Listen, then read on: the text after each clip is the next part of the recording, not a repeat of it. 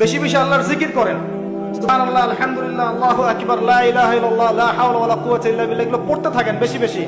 নিজের জিহ্বাটাকে জিকিরে তরতাজা রাখেন, আপনার মনটা পবিত্র থাকবে ইনশাআল্লাহ। এবং কম কথা বলেন, আল্লাহর কাছে বেশি বেশি দোয়া করতে শেখেন, সেজদায় বেশি বেশি দোয়া করেন, রোজা রাখলে বেশি বেশি দোয়া করেন, শেষ রাত্রে দোয়া করেন, আযান ইকামতের মাঝখানে দোয়া করেন, জুমার দিনে দোয়া করেন, আপনার কোনো ভালো কাজ করার পরে দোয়া করেন, গোপনে কোনো সৎ কাজ করেছেন এখন দোয়া করেন, দান সাদাকা করেছেন দোয়া করেন, ইত্যাদি। এরকম অনেক সময় আছে যখন দোয়া করলে ডাইরেক্ট কবুল হয়ে যাবে ইনশাআল্লাহ।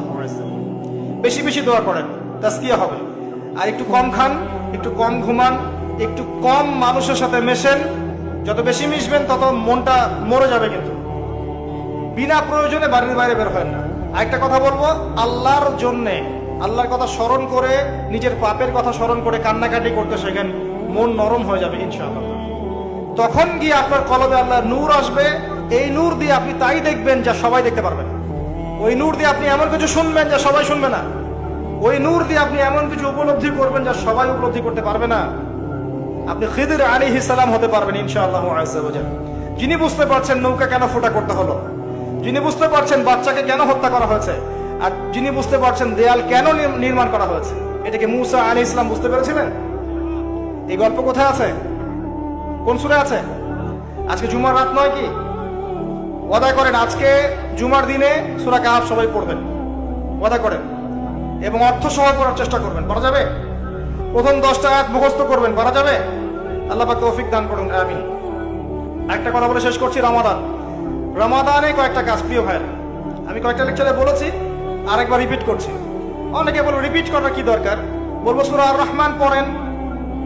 সূরা আর রহমান আল্লাহ রাব্বুল আলামিন একই কথা 31 বার বলেছেন। কি জন্য?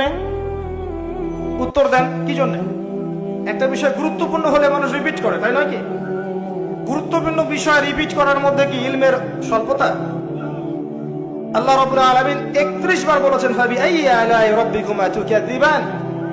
আর কোরআনে কি শব্দের অপচয় করা হয়? কোরআনে একটা শব্দের অপচয় করা হবে? যে কোরআনে আল্লাহ পাক একটা শব্দ দিয়ে পুরো সম্প্রদায়ের ঘটনা বলেছেন, ওই কোরআনে আল্লাহ পাক 31 বার একই আয়াত রিপিট করেছেন। কি বুঝলেন? গুরুত্বপূর্ণ বিষয়ে মানুষকে রিপিট করতে হয়। নবী সাল্লাল্লাহু আলাইহি ওয়াসাল্লাম নিজেও একই কথা 3 বার বলতেন যাতে মানুষ বুঝতে পারে। সুবহানাল্লাহ। এবার আসেন কি করবেন। প্রথমত রমজানকে একটা গনিমত মনে করেন। নবীজি বলেছেন যে এই মাসকে পেয়েছে, এই মাসকে পেয়েও গুনাহ মাফ করাতে পারে নাই, তার জন্য ধ্বংস। আয়াতটা মনে রাখেন, হাদিসটা, যে এই মাসকে পেয়েছে এবং এই মাসকে পেয়েও তার গুনাহ মাফ করাতে পারে নাই, তার জন্য ধ্বংস। আমরা কি ধ্বংস চাই? কিভাবে এই মাসে গুনাহ মাফ করাবো? প্রথমত আমাদের আমলনামার হিসেব করতে হবে যে আমার কি কি পাপ আছে। মনে করার চেষ্টা করতে হবে আমার কি কি পাপ আছে, কি কি মনে পড়ছে, আমি জীবনে কি কি বড় বড় পাপ করেছি। এইগুলোর জন্য আল্লাহর কাছে ক্ষমা চাইতে হবে, মুখলেস ভাবে, খালেস ভাবে বলতে হবে আস্তাগফিরুল্লাহাল্লাযী লা ইলাহা ইল্লা হুয়াল হাইয়ুল কাইয়্যুম ওয়া আতুবু ইলাইহি। নিজে চোখের পানি ছেড়ে দিতে হবে। ইনশাআল্লাহ আল্লাহ পাক আপনার সমস্ত গুনাহকে মাফ করে নেকি দিয়ে পরিবর্তন করে দিবেন ইনশাআল্লাহ। এটা সূরা ফুরকানের মধ্যে আছে, ইল্লা মান তাবা ওয়া আমানা ওয়া আমিলা আমালান সালিহান ফাউলাইকা ইউবাদদিলুল্লাহু সাইয়্যাতিহিম হাসানাত। আছে না? আলেমরা জানেন, প্রত্যেকটা ব্যাখ্যা করার সময় পাচ্ছি না। অতএব প্রথম কাজ রমজানে তওবা করা। দ্বিতীয় কাজ নামাজি হওয়া। যারা নামাজ পড়ি না আল্লাহর ওয়াস্তে 5 ওয়াক্ত নামাজটা জামাতে পড়ার চেষ্টা করেন আল্লাহর ওয়াস্তে। তৃতীয় কাজ সেহরিতে বেশি খাবেন না, শেষ খাওয়া মনে করে খায়েন না, পরিমিত খান। একইভাবে ইফতারেও এমন ভাবে খায়েন না যেটাতে আপনার পুরো রমজানের বা রোজা রাখার যে আধ্যাত্মিকত্ব নষ্ট হয়ে যায়, এটা রাখবেন, এটা করবেন না।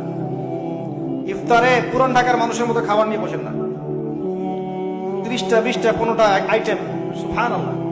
পুরো একটা খাসি নিয়ে বসে গেছে খাওয়ার জন্য। সারাদিন যে খাই নাই, উসুল করতে হবে না? এরকম ভোজন রসিক হয় না। আর ওই যে এখনকার মিডল ইস্ট, ওরাও তো কম ভোজন রসিক না, বড় বড় উট নিয়ে বসে যাবে খাইতে। দেখবেন কত খাওয়ার যে অপচয় হয় আল্লাহ বলে। যাই হোক, এগুলো তাদের পার্সোনাল বিষয়, এগুলো তাদের ব্যক্তিগত বিষয়, এগুলো নিয়ে আমরা কথা বলতে যাচ্ছি না। তবে আপনারা বেশি খাওয়ার অভ্যাস করবেন না, একটু কম খাওয়ার অভ্যাস করেন। এতে আপনি সুস্থ থাকবেন ইনশাআল্লাহ, এতে কোনো ক্ষতি নাই। যারা পরিশ্রম বেশি করেন তারা বেশি খাবেন, যারা পরিশ্রম বেশি করেন না খুব বেশি খেতে চায় না। আসেন রমজান মাসে আপনাদের জাকাত গুলো হিসেব করবেন, কার কতটুকু জাকাত এসেছে। এই জাকাত গুলোকে রমজান মাসে দিয়ে দেওয়ার চেষ্টা করেন। শুধু জাকাতটুকু যদি আমরা ঠিক মতো দিতাম এবং সবার জাকাতকে যদি একত্রিত করা যেত, আমাদের এখানে বড় বড় অনেক মেগা প্রজেক্ট করা সম্ভব ছিল। এটা জানেন, শুধু জাকাত আর কিচ্ছু না। এটা মুসলিমদের সম্পদের, ধনীদের সম্পদে গরিবদের হক। এটা নেন, নিয়ে গরিবদের মাঝে এমন এমন কাজ করতে পারবেন যেটা দিয়ে ওদের বড় বড় মেগা প্রজেক্ট করা সম্ভব ইনশাআল্লাহ। এই কাজটা আমরা করতে চাই না। অনেকে নামাজ পড়ে জাকাত দেই না, কোটি টাকার বাড়ি বানিয়ে বসে আছেন, জাকাত দিচ্ছেন না। সুবহানাল্লাহ। কবরে কি নিয়ে যাবেন? বাড়ি? ওই যে বাড়িতে তো থাকতেই পারছেন না, আল্লাহ তো রাখেনই নেই আপনাকে। ওই যে একজনের কথা আছে না, একটা বিশাল কেসা, বড় জান্নাত নির্মাণ করেছিল, পরে ঢুকতে পারে নাই। এটা কতটুকু সত্য আমি জানি না, তবে বাস্তবতা এখন এমন হয়ে গেছে, 3টা 4টা 5টা 10টা বাড়ি, থাকার লোক নাই। একজন আছে ছেলে উত্তরাধিকার, সে প্রতিবন্ধী। সুবহানাল্লাহ।